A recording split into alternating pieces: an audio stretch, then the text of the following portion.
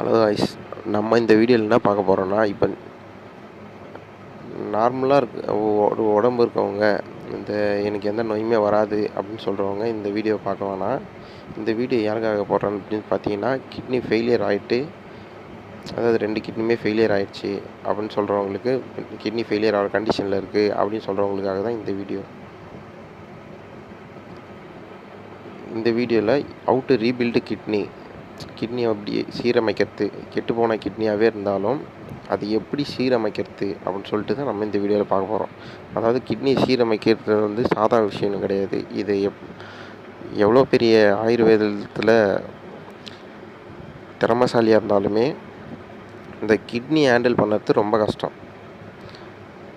எனக்கு ஏதோ இந்த விஷயம் தெரிஞ்சுதுன்றதுனால நான் உங்களுக்கு சொல்கிறேன்.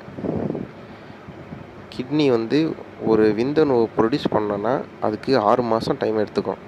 6 மாதத்துக்கு முந்தின ப்ரொடியூஸ் பண்ண விந்தணு தான் நம்மளுக்கு இப்போதைக்கு ப்ரொடியூஸ் ஆகும், வெளியே வரும். இதன் மூலிமா நான் உங்களுக்கு என்ன சொல்ல வரேன்னா, கிட்னி வந்து லாங் டைம் எடுத்துக்கும், ரெக்கவர் பண்ணதுக்கு லாங் டைம் எடுத்துக்கும். ரீபில்டு பண்ணுறதுக்கு மட்டும்.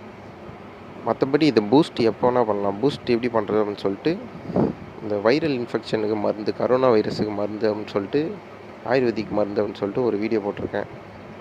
அது நான் உங்களுக்கு டிஸ்கிரிப்ஷனில் கொடுக்குற லிங்க்கு, அதை பார்த்துக்குங்க. அதுக்கு கிட்னியை பூஸ்ட் பண்ணுறது எப்படி அப்படின்னு சொல்லிட்டு அதில் சொல்லியிருக்கேன்.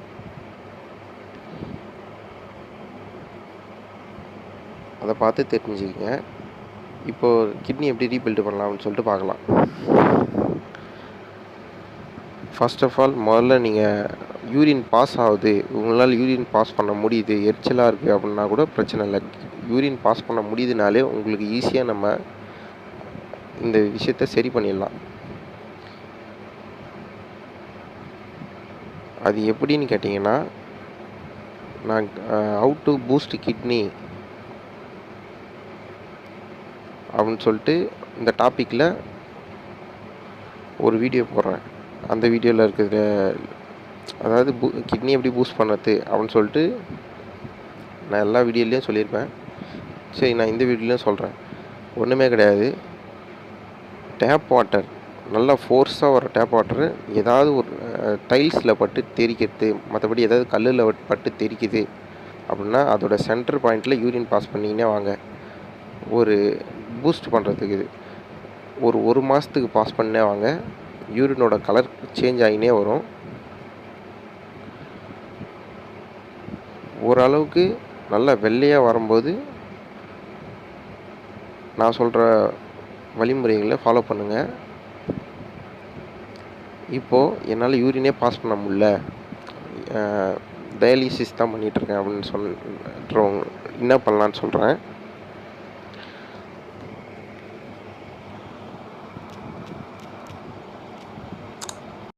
சிக்கன் எடுத்துக்கக்கூடாது. கிட்னிக்கு சிக்கன் செட் ஆகாது, அது ஈட்டுன்றதுனால. மற்றபடி மீனும் செட் ஆகாது. கிட்னிக்கு மீனும் கொடுக்கவே கூடாது. ஏன்னா அது நேர்மறை எதிர்மறை அப்படின்னு சொல்லிட்டு 2 விஷயம் இருக்குது. உப்புத்தன்மையை ப்ரொடியூஸ் பண்ணுறது நேர்மறை, உப்புத்தன்மையிலே வாழ்ந்து நம்மளுக்கு பாடிக்கு உப்பு கொடுக்கறது எதிர்மறை. இது வந்து மீன் எதிர்மறை, மீன் நண்டு. மற்றபடி இந்த சால்ட் வாட்டரில் இந்த மீன் அந்த சம்மந்தப்பட்ட எல்லா விஷயமே அந்த விஷயத்தில் வரும்.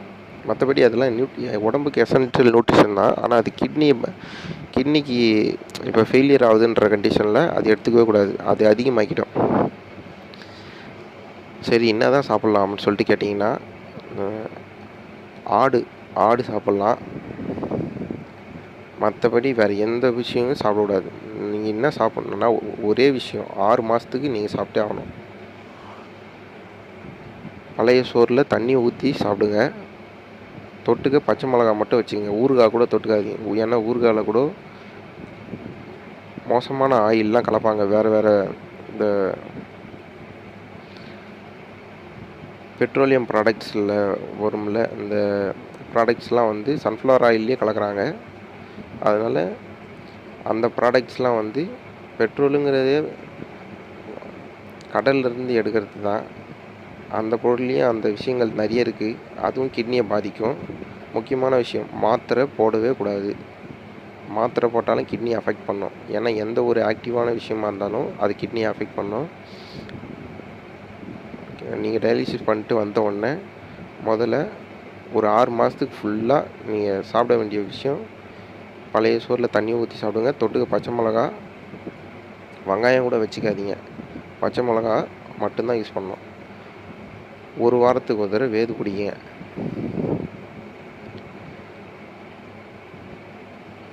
ஒரு வாரத்துக்கு ஒரு தடவை நிலவேம்பு கஷாயம் குடிங்க.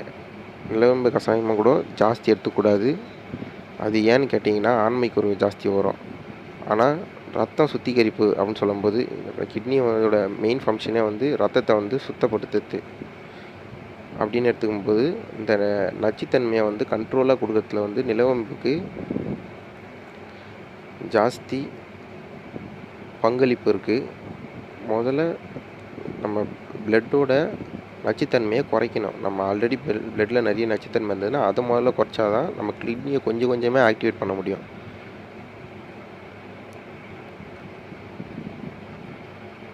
சரி, நான் இதே போல்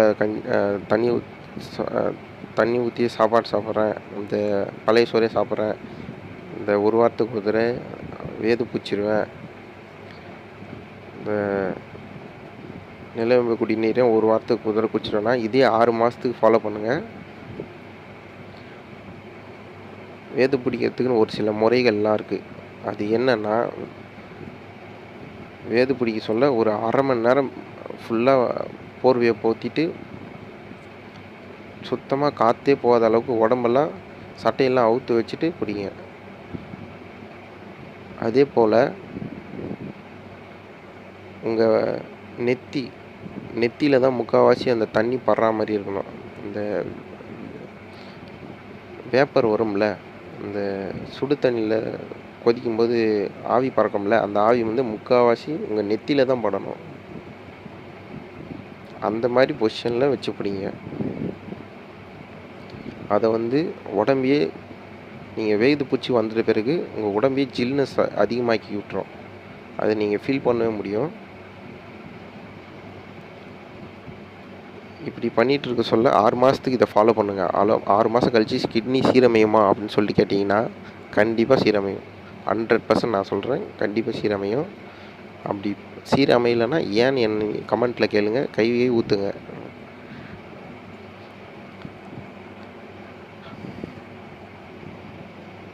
ஸோ காய்ஸ்,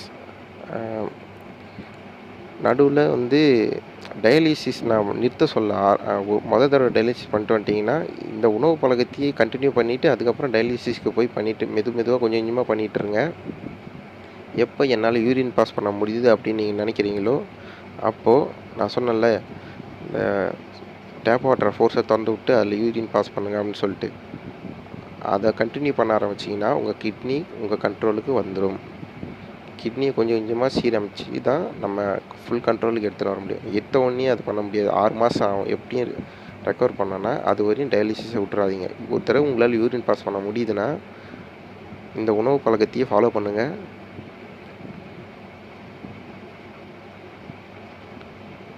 உங்கள் கிட்னி உங்கள் கண்ட்ரோலில் இருக்கும். ஸோ காய்ஸ், உங்களுக்கு இந்த வீடியோ ரொம்ப பிடிச்சிருக்குன்னு நான் நினைக்கிறேன். Don't forget to subscribe. உங்களுக்கு எந்த நோயாக இருந்தாலும், எந்த உறுப்போட ஃபங்க்ஷன் தேவைப்பட்டாலும், உங்கள் உடம்பை பற்றி எந்த சம்மந்தப்பட்டதாக இருந்தாலும் சரி, மற்றபடி எனக்கு சயின்ஸில் இந்த மாதிரி வீடியோ வேணும், இந்த கெமிக்கல் சம்மந்தப்பட்ட வீடியோ வேணும், புதுசாக கண்டுபிடிக்க வேண்டிய ப்ராஜெக்ட், இதுவரையும் யாரும் கண்டுபிடிக்காத ப்ராஜெக்ட் ஏதாவது இருக்கா அப்படின்னு சொல்லிட்டு நீங்கள் கேட்டாலும், எந்த மாதிரி உங்களுக்கு சம்மந்தப்பட்டது, எலக்ட்ரானிக் சம்மந்தப்பட்ட வேணுமா, எந்த மாதிரி கேட்டாலும் அது கமெண்ட்டில் கேளுங்க. நான் அதுக்கு செப்பரேட்டான ஒரு வீடியோ போடுறேன். ஸோ கைஸ், தேங்க்ஸ் ஃபார் வாட்சிங். Don't forget to subscribe our channel.